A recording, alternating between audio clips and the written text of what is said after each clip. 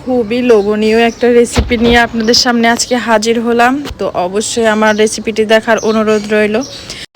Hello everyone, welcome to my channel Sultana's notebook. কেমন আছেন সবাই? আশা করি সবাই ভালো আছেন। তো আজকে আপনাদের সাথে একটা সুন্দর রেসিপি নিয়ে হাজির হলাম। এটা হচ্ছে দুধ কচুর ডাঁটা দিয়ে চিংড়ি রান্না। তো এটা অনেকেই পছন্দ করেন, আর গ্রাম বাংলা যারা আছেন তারা এটা সচরাচর খেয়েই থাকেন সব সময়। আর তো আজকে আমাদের বাসায় মানে অনেকগুলা বাসার নিচে হয়েছে, তো আজকে সেজন্য আমরা এনে রান্না করেছিলাম। তো এই জন্য আপনাদের সাথে মূলত রেসিপিটা শেয়ার করা। তো এটাকে সুন্দর করে পরিষ্কার করে কেটে নিয়েছি, এবং যে যেমনটা সাইজে কাটতে পছন্দ করে, তো আমরা ছোটো ছোটো করে কেটে নিয়েছি, যেহেতু চিংড়ি মাছ দিয়ে রান্না করব এই জন্য।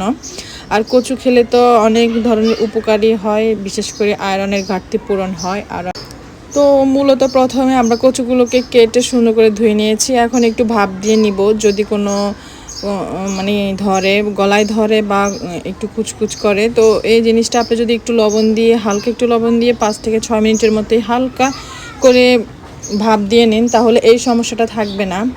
তো এটাকে আমার ভাপানো শেষ। এখন আমি বেশি না, 3 থেকে 4 মিনিটের মতো, শুধুমাত্র কালারটা একটু সবুজ হয়ে আসছে অতটুকুই হয়েছে, কারণ এটাকে আমি চিংড়ি মাছ দিয়ে রান্না করব। আর যদি যারা ভাজি করে তারা আর একটু সিদ্ধ করে নেবেন, 5 থেকে 6 মিনিট সিদ্ধ করে নেবেন, যেন ভালো করে পানিটা বের হয়ে আসে। তো আমি রান্না করব এই জন্য পুরোটা শুধু ভাপ দিই নাই।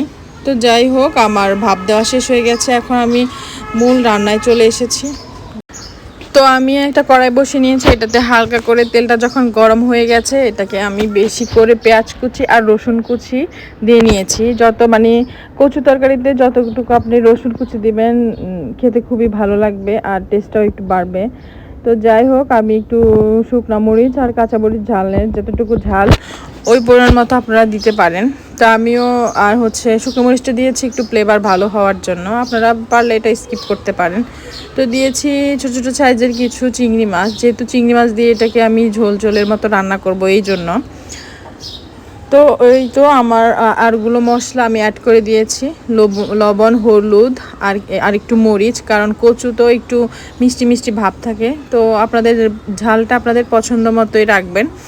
আর একটু ধনিয়া আর লবণ, এই তো দিয়ে দিয়েছি। এখন মশলাটাকে আমি ভালো করে কষিয়ে নিব। কষানো মানে মশলাটা কষানোর উপরে আপনার টেস্টটা নির্ভর করবে। তো আমি যতটুকু সম্ভব কষিয়ে নিয়েছি মশলাটা। তো এই তো কষানো আমার অলরেডি হয়ে গেছে। তো এখন আমি ভাপিয়ে রেখেছিলাম যে কচুগুলো, এগুলো একটু পানি চিপে নিয়েছি। তো এখন এগুলো আমি পরপর মশলাতে দিয়ে দিব। তো আমার এই ভিডিওটি কে কোথা থেকে দেখছেন অবশ্যই কমেন্টসে বলবেন, এবং অবশ্যই আমার চ্যানেলটিকে সাবস্ক্রাইব করার অনুরোধ রইল।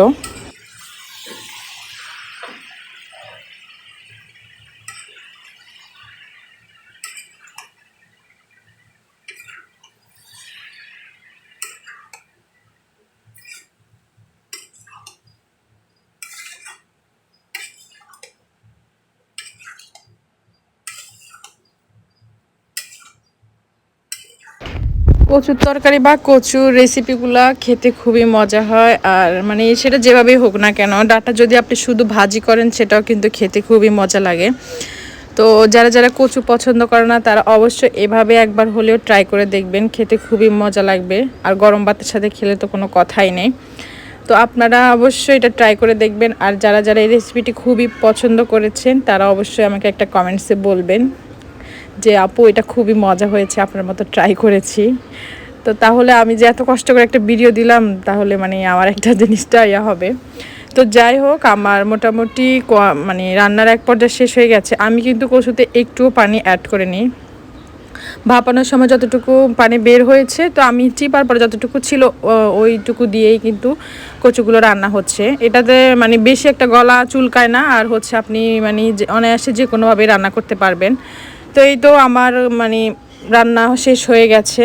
তো দেখুন মানে রং এবং টেস্টটা খুবই মাশাআল্লাহ ভালো হয়েছে। তো থ্যাংক ইউ সবাইকে আমার সম্পূর্ণ ভিডিওটি দেখার জন্য। আসসালামু আলাইকুম।